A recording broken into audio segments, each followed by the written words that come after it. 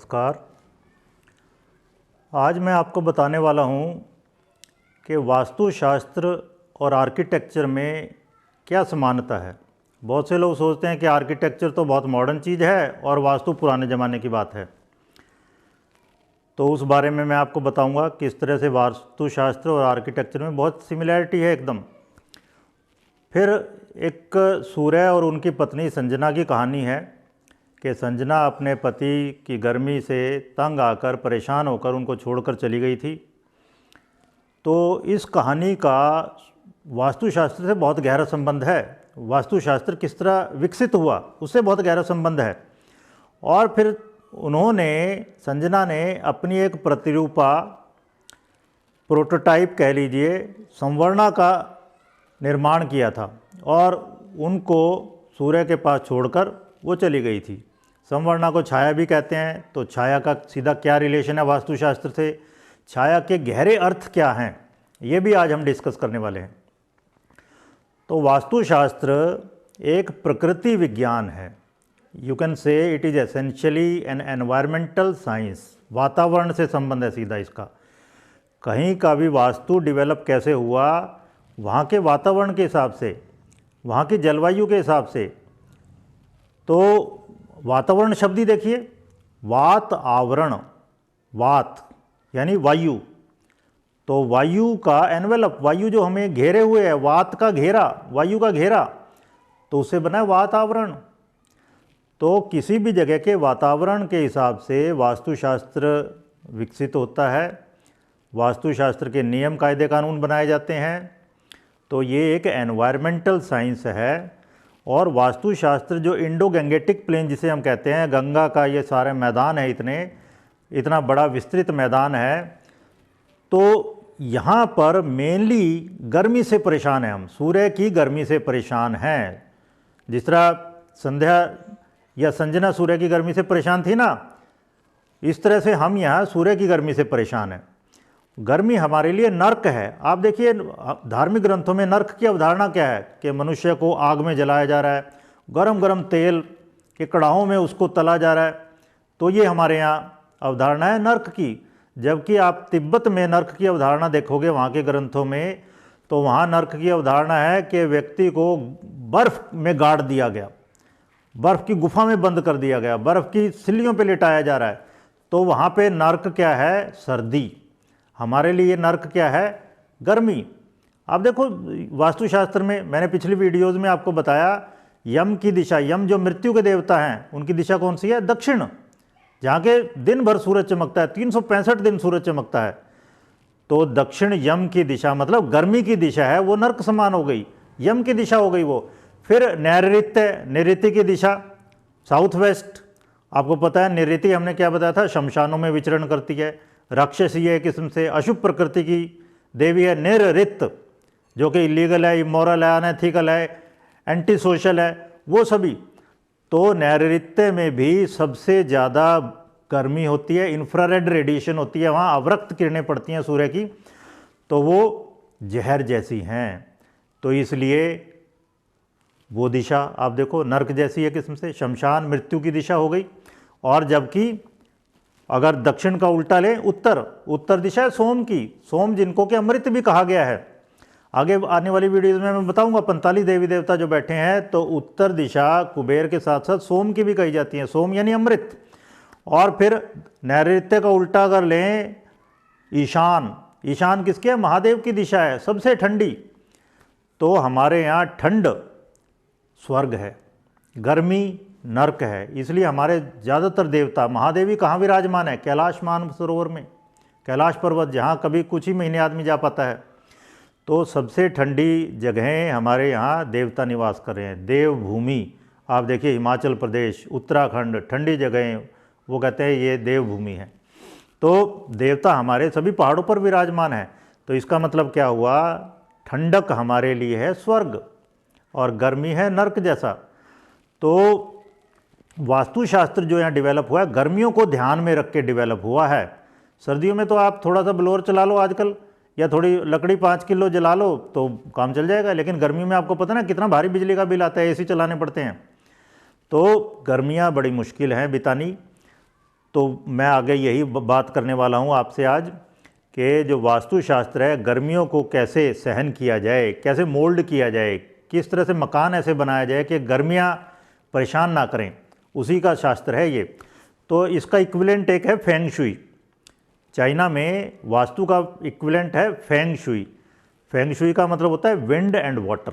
Feng means wind, Shuey means water. Wind and water, वायु और जल, मतलब जलवायु। इसका मतलब क्या है, किसी भी जगह की जलवायु के अनुसार रहन सहन की विद्या डेवलप करना, वो है फेंग शुई या वास्तुशास्त्र।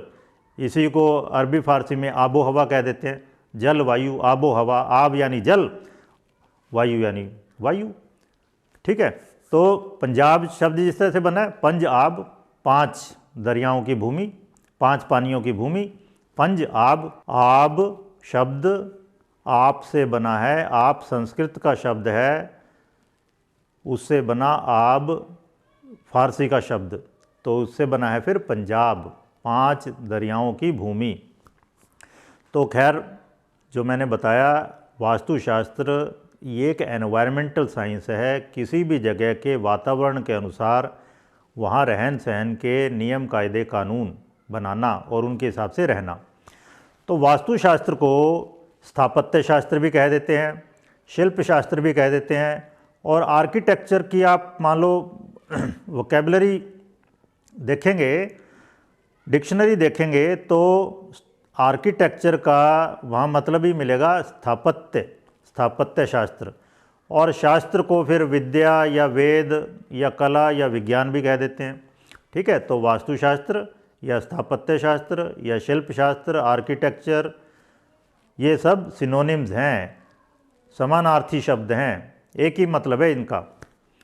ठीक है, तो अंग्रेजी में आर्किटेक्चर शब्द 16वीं शताब्दी में लैटिन भाषा के आर्किटेक्टुरा से लिया गया, या ग्रीक है, ग्रीक वर्ड है आर्किटेक्टॉन, उससे लिया गया है।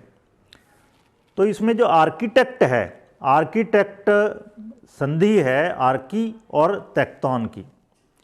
तो आर्किटेक्ट शब्द बना है आर्की प्लस टेक्टोन से। तो आर्की होता है चीफ, आर्की का मतलब है चीफ या मुख्य, मुखिया, हेड, और टेक्टोन है क्रिएटर, सर्जक, निर्माता।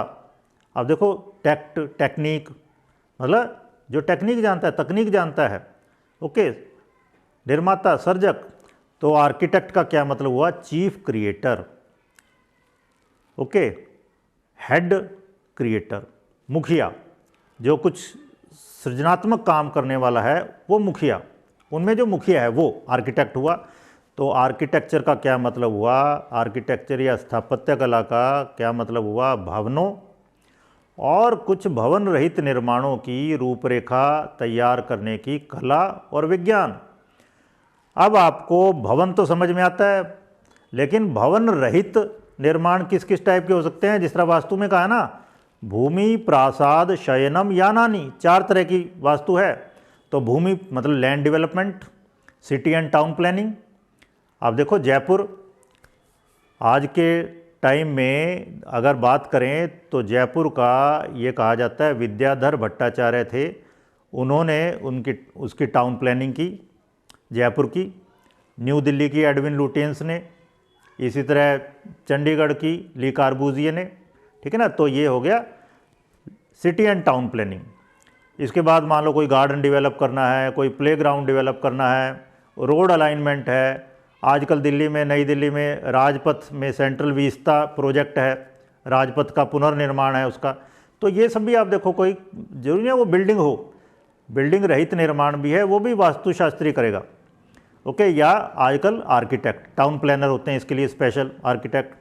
या भविष्य में यमुना रिवर फ्रंट डेवलप किया जाएगा, तो ये सब आता है भूमि में, तो ये भी आर्किटेक्ट का काम है, ओके। फिर दूसरा है प्रासाद। प्रासाद का मतलब है all permanent building construction, permanent हो, टेम्परेरी भी इवन। जिस तरह एक ईरानियन आर्किटेक्ट हैं फारिबोज साहिबा, उन्होंने लोटस टेम्पल का डिज़ाइन किया। एडविन लुटियंस और हर्बर्ट बेकर ने जो संसद भवन है एग्जिस्टिंग इस वक्त, उसका डिज़ाइन तैयार किया था। और आज की डेट में जो नई बिल्डिंग बनने वाली है पार्लियामेंट की, ट्रायंगुलर, उसका आर्किटेक्ट विमल पटेल है, उन्होंने डिज़ाइन तैयार किया है। तो जो बिल्डिंग है उनका भी डिज़ाइन आर्किटेक्ट तैयार करेंगे। उसके बाद तीसरा का है शयनम। वास्तुशास्त्र में वर्ड है ना शयनम। शयनम मीन्स ऑल फर्नीचर, सभी सोने का मतलब है बैठने की भी जगह। अब मैं चेयर पे बैठा हूँ तो ये सामने मान लो ट्राईपॉड पे कैमरा फिट है, तो ये सब भी फर्नीचर में आता है। तो इस सब को भी आर्किटेक्ट डिज़ाइन करते हैं। आज की डेट में भी देखो फ्रैंक लॉयड राइट हुए हैं एक बहुत रिनाउंड यूएसए के आर्किटेक्ट, और ली कार्बूजिए आपको मैं बता चुका हूँ जिन्होंने चंडीगढ़ का डिज़ाइन किया था। ये केवल आर्किटेक्ट नहीं है, इन्होंने फर्नीचर का भी डिज़ाइन किया है। तो मैं आपको कोरिलेट कर रहा हूँ वास्तुशास्त्र में जो कहा है ना, आज की डेट में आर्किटेक्चर में भी वही सब चीज़ें हैं। भूमि, प्रासाद, शयनम, 3 चीज़ मैं डिस्कस कर चुका हूँ। भूमि मीन्स लैंड डेवलपमेंट, पूरा सिटी एंड टाउन प्लानिंग। प्रासाद मीन्स बिल्डिंग्स, मेन बिल्डिंग्स, चाहे वो मंदिर क्यों ना हो। जिस तरह अब सोमपुरा फैमिली है, उन्होंने अयोध्या में जो राम मंदिर बनने वाला है वो उन्होंने डिज़ाइन तैयार किया उसका। इसके बारे में मैं 4 वीडियोज़ पोस्ट कर चुका हूँ। तो प्रासाद में बिल्डिंग्स भी आ जाती हैं, प्रासाद में मंदिर भी आ जाते हैं। फिर शयनम मतलब फर्नीचर, सारा फर्नीचर। और उसके बाद वास्तुशास्त्र में क्या कहा, यानानी, ऑल कन्वेंसेस, व्हीकल्स। तो व्हीकल्स डिज़ाइन करने का काम भी वास्तुशास्त्री का था। आज की डेट में उसके लिए एक्सपर्ट डिज़ाइनर हैं, व्हीकल डिज़ाइनर, कार डिज़ाइनर, उसके लिए अलग से हैं आज की डेट में। तो आज की डेट में स्पेशलाइजेशन का ज़माना है, बहुत ज़्यादा फैल गई हैं चीज़ें। आम आदमी भी वायुयान का यूज़ कर रहा है, आम आदमी हर तरह के व्हीकल यूज़ कर रहा है। जो पहले कुछ ही लोगों के लिए सुलभ थे, बहुत टॉप क्लास के लोग थे, उन्हीं के लिए वो सुलभ थे। तो इसलिए स्पेशलाइजेशन का युग है। ओके, तो मैंने बताया देखो कितनी मज़ेदार चीज़ है। जो वास्तु में 4 चीज़ें बताई गई हैं, 4 अंग बताए गए हैं, 4 टाइप की वास्तु बताई गई है। आर्किटेक्चर में भी वही है। अब मज़ेदार चीज़ एक और लेते हैं, आर्किटेक्चर वर्ड ही इटसेल्फ। कुछ लोग तो ये कहते हैं आर्किटेक्चर शब्द संस्कृत के आर्की दक्ष तौरे से निकला है। आर्की दक्ष तौरे, अब ये उससे निकला हो या ना निकला हो, लेकिन मज़ेदार चीज़ आप ये देखिए कि ये कितना ज़्यादा मिलता जुलता है। आर्किटेक्चर आर्किटेक्चुरा से लिया है या आर्किटेक्टॉन से, और इधर आर्की दक्ष तौरे। तो संस्कृत का आर्की दक्ष तौरे का मतलब क्या है वो मैं बता रहा हूँ आपको। और इसका देखिए कितना गहरा रिलेशन है आर्किटेक्चर से, मॉडर्न आर्किटेक्चर से, वो मैं बता रहा हूँ आपको। तो इसमें आर्की दक्ष तौरे में तौरे का मतलब होता है शिल्प या कला या विद्या या विज्ञान या शास्त्र, ये मतलब है सीधा। दक्ष तो आप समझते हो, दक्षता, एक्सपर्टीज, निपुणता, चतुराई, तो ये हुआ मतलब दक्ष का। और आर्की बना है अर्क से। अर्क के वैसे तो 20 अर्थ हैं, अगर आप डिक्शनरी देखोगे 20 अर्थ है अर्क के, लेकिन मुख्य जो यहाँ पर एप्लीकेबल है हमारे लिए वो है सूर्य। अर्क का मतलब है सूर्य। सूर्य को अर्घ्य देते हैं ना, छठ पूजा में सूर्य को अर्घ्य देते हैं, वो अर्घ्य अर्क से ये निकला है। जिस तरह मैंने आपको बताया था एक दिन सूत्र, पृष्ठतः सेवेद अर्कम, ये कहा गया पीठ की ओर से सूर्य की किरणों का सेवन करना चाहिए। अर्कम सूर्य, तो अर्क मतलब हुआ सूर्य। या अर्क का एक मतलब ये भी है वह व्यक्ति जिसे किसी चीज़ का अच्छा ज्ञान हो, बढ़िया ज्ञान हो, मतलब एक्सपर्ट। अब आप देखो मज़ेदार चीज़, जो हमारे यहाँ संस्कृत में अर्क का मतलब है वो ही आर्की। आर्की जो आर्किटेक्ट में आर्की, आर्की का मतलब है चीफ, मुखिया, मतलब जिसे अच्छा ज्ञान है। अब आइए, अर्क का मतलब हुआ सूर्य। अब आर्की, संस्कृत की बात कर रहा हूँ मैं, आर्की दक्ष तौरे को एक्सप्लेन कर रहे हैं हम यहाँ पर। आर्की है सूर्यपुत्र मनु। आर्की के लिए जो है उसके लिए 2 अर्थ हैं, मेनली 2 अर्थ हैं। तो आर्की एक तो हुए सूर्यपुत्र मनु, जिस तरह कुंती से कौंतेय बना है या गांधार से गांधारी बना है। कुंती पुत्र कौन है, अर्जुन, और कौंतेय भी कहते हैं। इस तरह से सूर्यपुत्र मनु है, आर्की हो गए। अर्क यानी सूर्य के पुत्र, उनको वैवस्वत मनु भी कहा जाता है। और ये माना जाता है वो वर्तमान 7वें मनवंतर के अधिपति हैं, जिन्होंने प्रलय के बाद संसार का पुनर्निर्माण किया। प्रथम पुरुष बने वो पुनर्निर्माण करने वाले प्रलय के बाद। तो उनका क्योंकि पुनर्निर्माण से रिलेशन है, तो आर्की का मतलब हुआ निर्माण करने वाला या पुनर्निर्माण करने वाला, निर्माण से रिलेशन हो गया उसका। या फिर आर्की का मतलब देव शिल्पी त्वष्टा, जिनको बाद में विश्वकर्मा कहा गया, उनसे भी मतलब है। तो आर्की का मतलब एक तो हो गया सूर्यपुत्र मनु। दूसरा है देवशिल्पी, त्वष्टा या विश्वकर्मा भी। इन्होंने क्या किया था, मेनली विवस्वान सूर्य, सूर्य का एक नाम विवस्वान भी है, उसको काट छाट के छोटा कर दिया था, लेकिन सुंदर बना दिया। सूर्य की एक्स्ट्रा गर्मी इन्होंने निकाल दी थी, उसकी उग्रता में कमी कर दी थी और लोगों के लिए सहन करने योग्य बना दिया था। सूर्य की पत्नी जो संज्ञा या संध्या उनको छोड़ के चली गई थी, उसको वो सहन कर पाई फिर उसके बाद सूर्य की गर्मी को। तो अब आर्की दक्ष तौर्य का पहले तो ब्रीफ में मतलब बताता हूँ मैं। अब क्या हुआ, आर्की दक्ष तौर्य का मतलब हुआ विवस्वान मनु या त्वष्टा, जिनको बाद में विश्वकर्मा कहा गया, उनकी दक्षता की विद्या, ये मतलब है आर्की दक्ष तौर्य। यानी कि उन्होंने मानव कल्याण के लिए सूर्य की ऊर्जा का समुचित उपयोग किया। तो जिस विद्या का प्रचार उन्होंने लोगों को इस धरती पर बसाने के लिए किया, उसको कहा गया आर्की दक्ष तौर्य, ये मतलब है। अब आप सोच सकते हो कि भाई कौन सूर्य को काट छाट के छोटा कर देगा, सुंदर बना देगा, प्रेजेंटेबल कर देगा। सूर्य को हम कुछ नहीं कर सकते। एक वो कहा जाता ना कि धरती पूरी कांटों से भरी हुई है, कंकरों से भरी हुई है, कीचड़ से भरी हुई है, आप पूरी धरती पर चमड़ा नहीं बिछा सकते। आपको अगर उससे बचना, आप क्या कर सकते हो, अपने पैरों में जूता पहन लो, अपने पैरों में चमड़ा बांध लो। इसी तरह जूते का आविष्कार हुआ था। या फिर मान लो सूर्य की ग्लेयर है, तेज धूप है, तो मैं क्या कर सकता हूँ, मैं अपनी आंखों पे चश्मा लगा सकता हूँ उससे बचने के लिए। मैंने अपने यहाँ शैडो क्रिएट कर ली, ये मतलब है। तो सूर्य की धूप को यहाँ के धरती के निवासी सहन कर सकें, इस तरह से उन्होंने मकानों का डिज़ाइन तैयार किया, ये मतलब था। अभी मैं आगे बताने वाला हूँ वो सब बातें।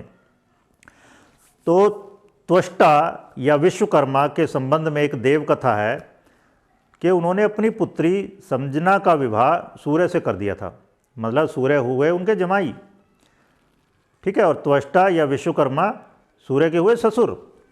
संजना को समझना या संज्ञा या संध्या या सरन्यु भी कहा जाता है, इनके बहुत सारे नाम मिलते हैं। तो समझना का शाब्दिक मतलब तो होता है म्यूचुअल अंडरस्टैंडिंग, आपसी समझ या फिर एग्रीमेंट, सहमति या समझौता। तो आपको पता है पति पत्नी का रिलेशन कब अच्छा चलेगा, जब आपसी समझ होगी, आपसी समझौता होगा उनमें। लेकिन केवल ये तो हो गया मानसिक कर्म कि आपसी समझौता तो है, लेकिन शरीर बहुत गर्म है, मान लो, ये मैंने बताया था बहुत ज़्यादा डिटेल में मंगल दोष के समय कि अगर एक का पित्त ज़्यादा है, मतलब गर्मी बहुत ज़्यादा है, तो वो मंगली हो गया, तो फिर दूसरे के साथ मुश्किल हो जाएगी, बननी मुश्किल हो जाती है। चंद्रमा से मन का मिलान है, लेकिन मंगल से मिलान होता है शरीर का, शरीर की ज़रूरतें, सेक्सुअल डिजायर, ये मतलब है। तो खैर,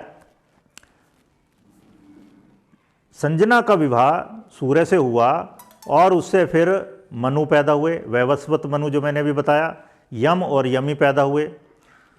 लेकिन संजना लॉन्ग टाइम तक सूर्य का तेज सहन नहीं कर पाई, बहुत ज़्यादा गर्मी थी सूर्य में। और संजना का एक मतलब कोमल भी होता है, या संध्या, आप देखो सुबह शाम का समय संध्या है, उसमें इतनी गर्मी नहीं होती संध्या के समय, तो वो सहन नहीं कर पाई सूर्य की गर्मी को। तो उसने क्या किया, अपनी एक प्रतिरूपा स्त्री का निर्माण किया, समवर्णा, उसको कहा गया समवर्णा, मतलब अपने ही जैसा वर्ण, मतलब आकार प्रकार में, रंग रूप में वो बिल्कुल उस जैसी दिखती थी। उसको छाया भी कहा जाता है, छाया, शैडो। और फिर संजना अपने पिता के पास लौट आई। अब छाया को कोई प्रॉब्लम नहीं हुई सूर्य के साथ। आप देखो, छाया में हम सूर्य की गर्मी को आराम से सहन कर सकते हैं, कोई दिक्कत नहीं होती हमें ऐसी। दिल्ली में तो मैंने ऐसे लोग भी देखे हैं कि भरी गर्मी में, जिस तरह सामने रेड लाइट है, उससे पहले अगर कोई पेड़ की छाया है या ऊपर से कोई फ्लाईओवर जा रहा है उसकी छाया, वहीं गाड़ी खड़ी कर लेंगे। गाड़ी पूरी एयर कंडीशनड है, फिर भी उनको पता है सीधी जब सूरज की धूप पड़ती है तो फिर उसको सहना मुश्किल हो जाता है। इसीलिए सूर्य को क्रूअल कहा गया हमारे यहाँ, वेस्टर्न सिस्टम में तो नहीं कहा गया सूर्य को क्रूअल। सूर्य क्रूर क्यों है, क्योंकि उसकी बहुत ज़्यादा गर्मी आ रही है, वो असहनीय है। तो वो जो संजना अपने पिता के पास वापस आ गई, उसने पिता से कंप्लेंट की कि सूर्य की गर्मी बहुत ज़्यादा है, उसको सहन करना बड़ा मुश्किल है।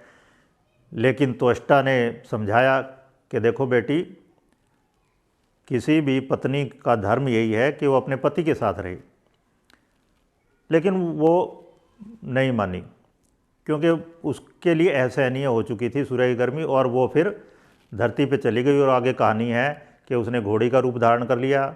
घोड़ा घोड़ी आपको पता है सूर्य से रिलेटेड प्राणी है, तो घोड़ा ज़्यादा सहन कर सकता है सूर्य की गर्मी। घोड़ी का रूप धारण कर लिया और तप करने लगी कि किस तरह से वो सूर्य की गर्मी को सहन कर पाए। तो ये कहानी है। खैर, अभी आगे बढ़ते हैं इसमें।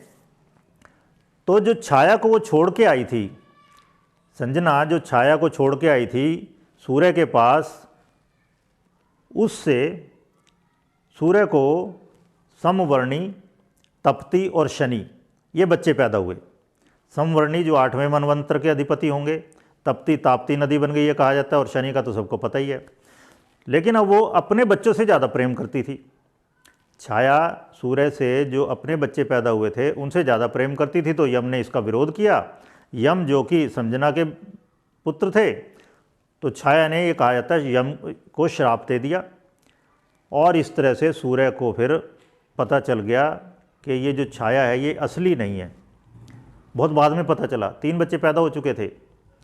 इसका मतलब क्या है, छाया में, शैडो में असलियत पता नहीं चलती। इसका ये भी मतलब है, गहरा मतलब अगर लें, छाया में सूर्य की गर्मी सहन हो सकती है बड़े आराम से, लेकिन छाया की नेगेटिव बात क्या है कि छाया में असलियत पता नहीं चलती है।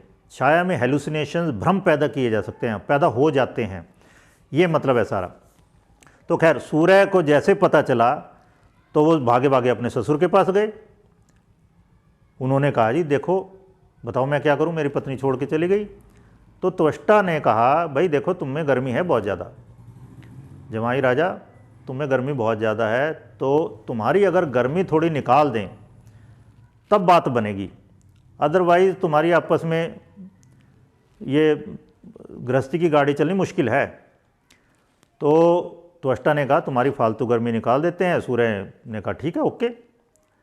तो ये कहा जाता है त्वष्टा ने सूर्य को खराद पे चढ़ाया और उनके प्रभा मंडल में काट छाट कर दी, और तब सूर्य सुंदर हो गए, उनकी गर्मी कम हो गई, थोड़ी प्रेजेंटेबल हो गए वो, और फिर संजना के साथ में वो रहे हमेशा हमेशा के लिए।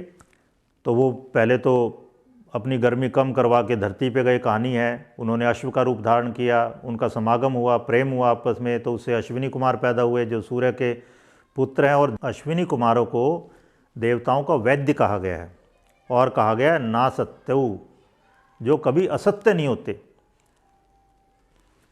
जो कभी असत्य नहीं होते, जो हमेशा सच बोलते हैं।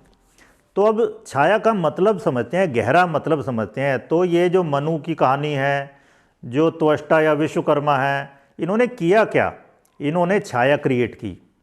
इन्होंने धरती पर 4 दीवारी बनाई, ऊपर छत डाली, तो छाया क्रिएट हो गई। आप देखो, मनुष्य उससे पहले भी गुफाओं में रहता था। गुफाओं में क्या थी, छाया थी।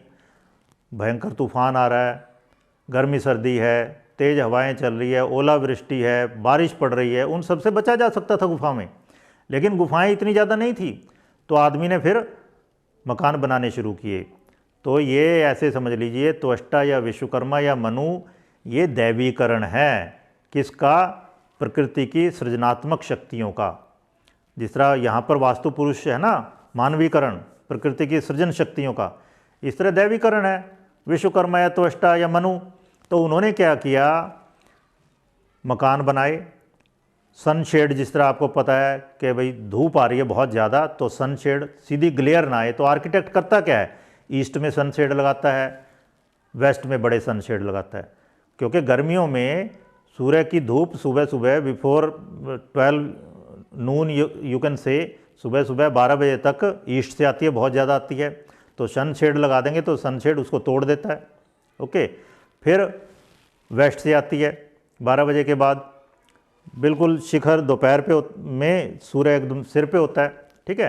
तो ईस्ट और वेस्ट में इसलिए बड़े सनशेड लगाए जाते हैं। सनशेड, तो ये छाया क्रिएट कर दी उन्होंने।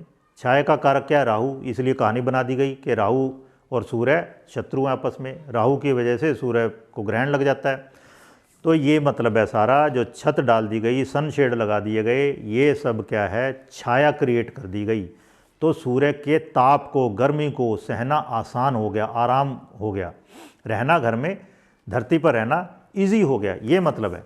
इवन आप देखो स्पेक्ट्स लगा लेते हैं हम, बाहर घूमने जा रहे हो आप गर्मी में, तो आप क्या करते हो, फोटोक्रोमेटिक लेंस लगवाते हो, ये स्पेक्ट्स, कि सूर्य की सीधी ग्लेयर ना पड़े आंखों पर, या सन ग्लासेज हम लगा लेते हैं, तब कहीं जाके सूर्य को सहन कर पाते हैं हम। छाया के ही विषय में महाकवि बिहारी लाल का एक दोहा मैं आपको सुनाता हूँ, उसको हम कोरिलेट करेंगे आर्किटेक्चर से, वास्तु से। तो उनका दोहा है एक, कहलाने एकत बसत अहि मयूर मृग बाग, जगत तपोवन सो कियो दीर्घ दाग निदाग। तो वो क्या कहते हैं, गर्मी की ऋतु आई तो पेड़ की छाया थोड़ी सी अवेलेबल है, तो उसी छाया के नीचे जंगल में सांप और मोर, मृग और बाघ सब एक जगह बैठ गए। सब एक दूसरे के शत्रु हैं, सांप और मोर एक दूसरे के शत्रु हैं, मृग और बाघ एक दूसरे के शत्रु हैं, मगर एक दूसरे पर आक्रमण करना भूल के इकट्ठे बैठे हैं। तो वो कहते हैं इस गर्मी ने दुनिया को तपोवन बना दिया है। तपोवन में ये माना जाता है ना, कोई हिंसक प्राणी नहीं होते, कोई एक दूसरे पे आक्रमण नहीं करता, कोई किसी को भोजन नहीं बनाता। गर्मी की बजाय यहाँ पर हम कहेंगे गर्मी की बजाय छाया ने तपोवन बना दिया है। छाया में लोग एक दूसरे से बैर भाव भूल कर इकट्ठे रह सकते हैं। तो आप यह कह सकते हो वैवस्वत मनु हो या त्वष्टा या विश्वकर्मा ने धरती पर निर्माण कला इस तरह डेवलप की कि लोग सूर्य की गर्मी से बचने के लिए मकान बनाकर परस्पर मैत्री भाव से रहने लगे, दोस्ती से, मित्रता से, प्रेम से रहने लग गए, और ये संसार इस तरह से तपोवन जैसा बन गया। छाया से संबंधित एक भजन भी मुझे याद आ रहा है, जैसे सूरज की गर्मी से जलते हुए तन को मिल जाए तरवर की छाया, ऐसा ही सुख मेरे मन को मिला है, मैं जब से शरण तेरी आया मेरे राम। ये देखिए यहाँ पे तरुवर की छाया, पेड़ की छाया से सूर्य की गर्मी से जलते हुए तन को आराम मिलता है, सुख मिलता है। तो छाया है सुख, सूर्य की गर्मी से जब हम जल रहे हैं, तो यही मतलब है आर्किदक्षतौर्य का, ओके, जिसका इक्विवेलेंट वर्ड फिर बाद में आर्किटेक्चर है, कि मकान को इस तरह बनाना है, रिहाइश को इस तरह से बनाना है कि एक्सट्रीम हीट से बचा जा सके। अब आप देखो छाया का आज की डेट में फिल्म से, फोटोग्राफी से भी बहुत गहरा रिलेशन है, क्योंकि ये सब क्या है, शैडो। जो आप थिएटर में फिल्म देखने जाते हो तो पर्दा होना चाहिए ईशान में और प्रोजेक्टर होना चाहिए नैऋत्य में, छाया की जगह, राहु की जगह, क्योंकि राहु छाया का कारक है। तो ये सब कहानियाँ बनाई गई हैं समझाने के लिए कि जी राहु सूर्य का शत्रु है, जब तक राहु नहीं हो तो हमारा जीना भी मुश्किल हो जाएगा। मतलब अगर छाया नहीं होगी, शैडो नहीं होगी, तो सर्वाइवल भी मुश्किल है फिर। तो छाया में लेकिन अब असलियत पहचानना भी मुश्किल हो जाता है। राहु पाखंड का कारक है, राहु निर्ऋत का कारक है, जो सही नहीं है। मतलब छाया है वो, असली थोड़ा है वो, छाया है केवल, निर्ऋत। जबकि इसके उलट ईशान में क्या है, गुरु की दिशा है वो है रित, शुभ, सही, लीगल, मोरल। तो राहु निर्ऋत का कारक है, इसलिए ज्योतिष में गुरु चांडाल योग, गुरु जुपिटर और चांडाल राहु, उनका योग अच्छा नहीं माना जाता। तो गुरु चांडाल योग, क्योंकि गुरु ईशान का स्वामी और राहु नैऋत्य का। देखो रित और निर्ऋत कैसे आपस में मिल सकते हैं। तो खैर, तो क्योंकि राहु पाखंड का कारक है, कुछ का कुछ दिखाने का कारक है, तो इसलिए एक्टिंग से रिलेशन है इसका, मैजिक से रिलेशन है, जादू कला, नाट्य कला, रंग शास्त्र, इन सब से रिलेशन है, पपेट शोज़। तो पुराने टाइम में राजाओं के मनोरंजन के लिए ये पपेट शो वगैरह है, नाटक, रंगमंच वगैरह, ये सब साउथ वेस्ट उसके लिए बहुत बढ़िया था। अब आइए आज की vastu tip. Don't take your life changing decisions during sandhya time. तो संध्या समय मतलब बिल्कुल सुबह का समय और बिल्कुल शाम का समय। सुबह अभी सूर्य उगा नहीं है मान लो, उससे पहले जो टाइम होता है डस्क टाइम भी जिसे कहते हैं, और शाम को सूर्य डूब गया लेकिन अभी पूरी तरह अंधेरा नहीं हुआ, ये टाइम ये राहु केतु का टाइम होता है, गोधूली वेला भी कहते हैं इसको। इस समय में कोई भी खासम खास निर्णय नहीं लेना चाहिए, ज़िंदगी का खास डिसीज़न इस वक्त में नहीं लेना चाहिए। हाँ, ये समय पूजा प्रार्थना के लिए बहुत बढ़िया है। इसी के साथ आज की वीडियो मैं यहीं समाप्त करता हूँ। नेक्स्ट वीडियो में मिलते हैं।